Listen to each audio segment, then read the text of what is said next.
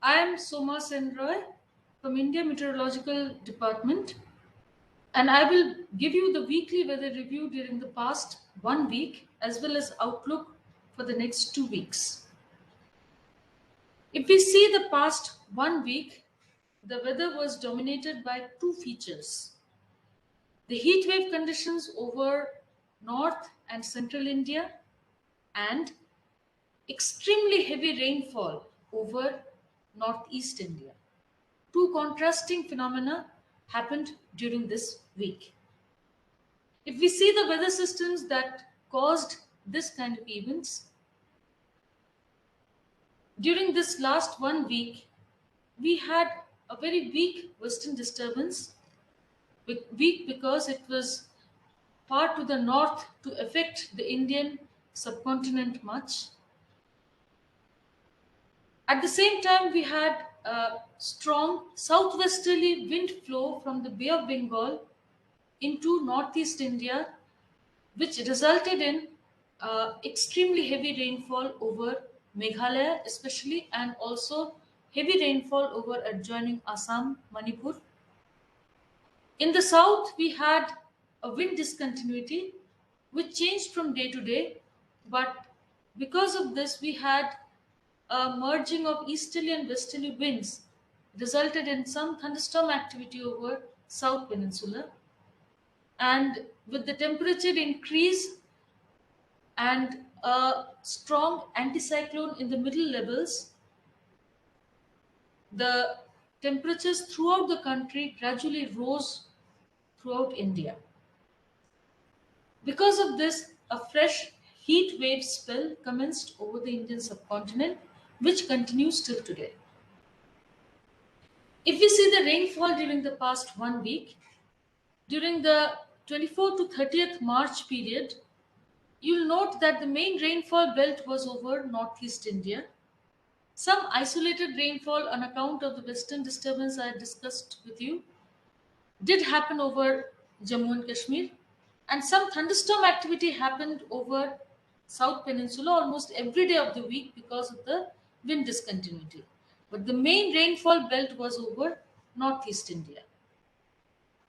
If we see the rainfall and thunderstorm in a snapshot image, the orange colors indicate thunderstorm occurrences from our IMD observatories, whereas the black colored indicates the subdivision, and in the brackets the station which reported the heavy rainfall beyond 6.5 centimeter rainfall as recorded by IMD observatories. So if you see, uh, on 24th, it was some part was South India, Karnataka, and Tamil Nadu, mainly on account of the wind discontinuity over the South Peninsula. You can see thunderstorms also happened over that region. But from 24th itself, thunderstorm activity started over sub-Himalayan West Bengal. It picked up along with rainfall, mainly rainfall over northeast India. That means on 25th you got very heavy rainfall over Meghalaya. 26th we received 40 centimeter rainfall over Cherrapunji, Ramakrishna Mission. 27th slight decrease around 15 centimeter, after which the rainfall ceased with the weakening of the southwesterly wind flow. But the thunderstorm activity over South Peninsula continued throughout the week. This kind of very heavy to extremely heavy rainfall is extremely unusual during this period of the year. And if you see last 5 years statistics are given in this image, please note that there has been no extremely heavy rainfall event during the last 5 years.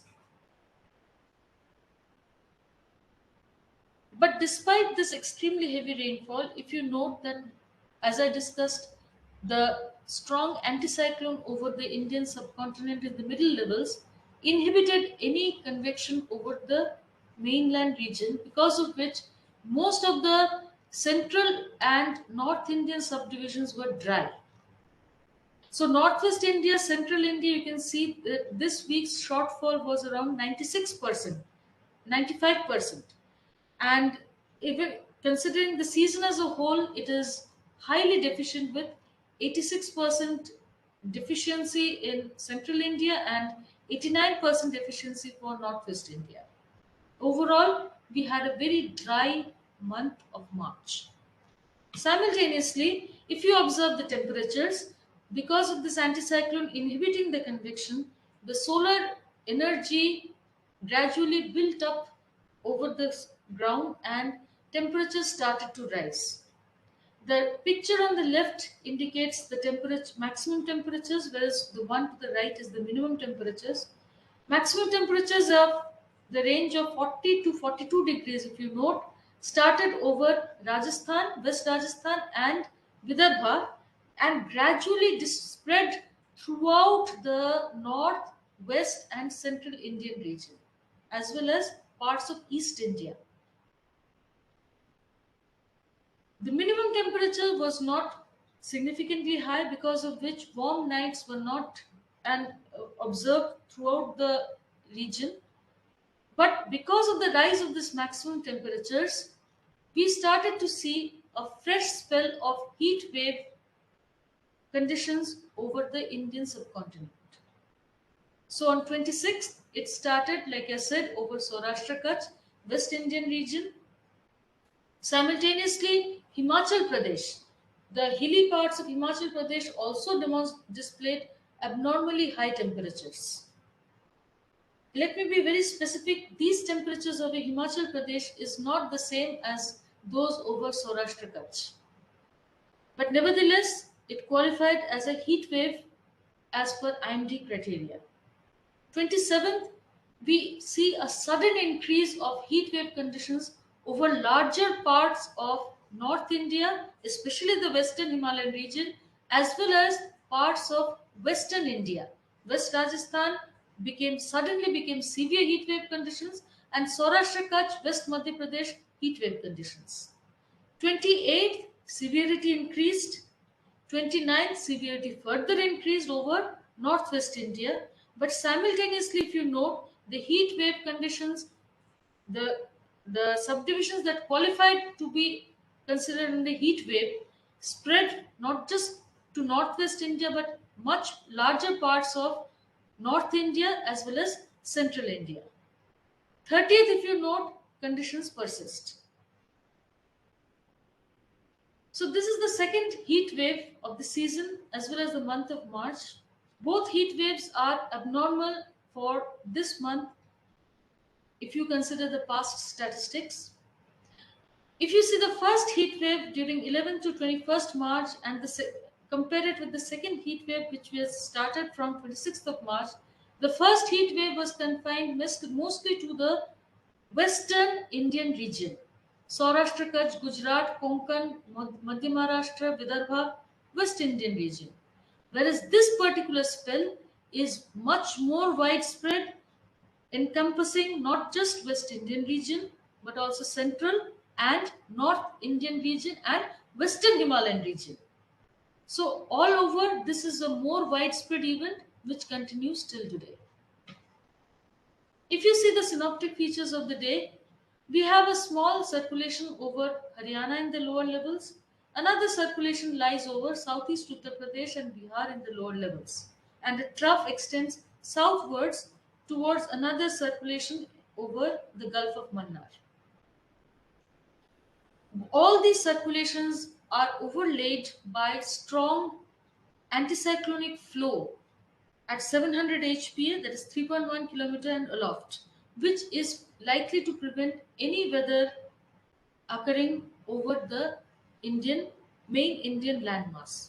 However, to the east, if you know, another north-south trough exists from East Bihar to North Bay of Bengal.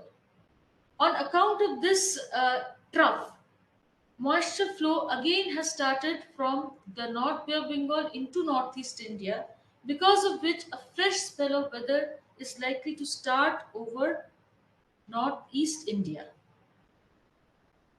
If you see the forecast for the next 7 days, we do not expect much change, in the sense that over South Peninsula we expect the trough east west, that north south wind discontinuity to persist, on account of which we expect thunderstorm activity to continue. Because of the trough that I mentioned over northeast India, we expect thunderstorm activity to start from now, and heavy rainfall. Rainfall will gradually increase from tomorrow. Over northwest India, although there may be isolated circulations, troughs, but the strength of the anticyclone will inhibit any convection and heat wave conditions are likely to persist. But will it continue the same way? But if you see this is exactly what is written in terms of the rainfall. Uh, the effect of the north-south trough over East India, Northeast India will give heavy rainfall spells on 31st, 1st, and 3rd and 4th April over Assam, Meghalaya, and Arunachal Pradesh, and sub-Himalayan West Bengal and Sikkim on 3rd and 4th April. And thunderstorm activity is likely to continue over South Peninsular India. So, because of this anticyclone, we expect the heat wave as well as elevated temperatures over north and central India to persist. So, but nevertheless, because of winds strengthening over this region, we expect slight fall in the maximum temperatures. So, we expect that from 1st of April, there will be a slight fall, 1 to 2 degrees fall in maximum temperatures. Uh, from 1st to 4th April, and there will be a gradual rise in maximum temperatures by 2 to 3 degrees over Gujarat and Maharashtra. But please remember, from March to April, the normals will also change. So correspondingly, heat wave will change slightly in the sense that that fall in maximum temperature, slight 1 to 2 degree fall, will be reflected in the decrease in the severity of heat wave conditions over, especially as well as in terms of intensity, over West Rajasthan, East Rajasthan, and Madhya Pradesh and West Uttar Pradesh. But it will continue over Madhya Maharashtra, Marathwada, Gujarat, and expand to over Vidarbha, etc. This is giving a more complete picture of the weather that I just discussed. The thermometer sign indicates heat wave. So you can see gradual decrease in heat wave conditions over northwest India, though it is appears to continue. The severity will decrease, which will bring some relief to the people there, but it will continue over West India during the next 5 days. Over northeast India, we expect heavy rainfall to start from tonight, and tomorrow it will increase. And with a gap of 1 day, again a fresh spell will start from 3rd April 2022. We, if we take the extended range forecast for the rainfall, if you note, not much change is likely in the temperature in the rainfall pattern. That is, north, west, and central India will continue to remain dry, or very light rainfall is likely over these regions, whereas rainfall will continue to be high over northeast India and pick up a bit over South Peninsula associated with the wind discontinuity. This is exactly what is written here. But we also don't expect much cyclogenesis probability over the seas surrounding the Indian region during the next 14 days. Light, a very less probability, 10 to 20% only is the probability. Of greater interest is the maximum temperature forecast. Like I said, the intensity is is slightly going to decrease in the week 1. In week 2, a similar pattern is likely to continue. That means we are not expecting very large relief from the high temperature conditions over the Indian mainland. We expect the temperatures to be high, because of which heat wave is likely to continue over in isolated pockets of northeast, east, and central India during some days of the week. Because of these heat wave conditions, which is a symptom of the pre monsoon season, It has started early, but nevertheless, we are prepared as Indians for this kind of weather. The impact expected is moderate health concern for vulnerable people.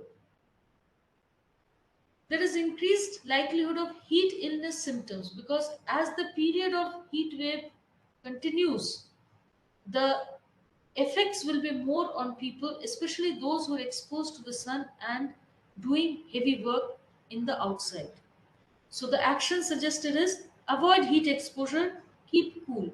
Please don't go out or work outside in the middle part of the day.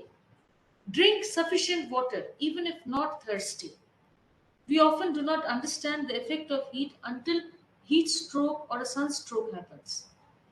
Wear lightweight clothing, loose cotton clothes, use ORS, homemade drinks such as lassi, torani, lemon water, buttermilk to keep yourself hydrated. Best of luck during this hot season. Please take care. Namaskar. Thank you.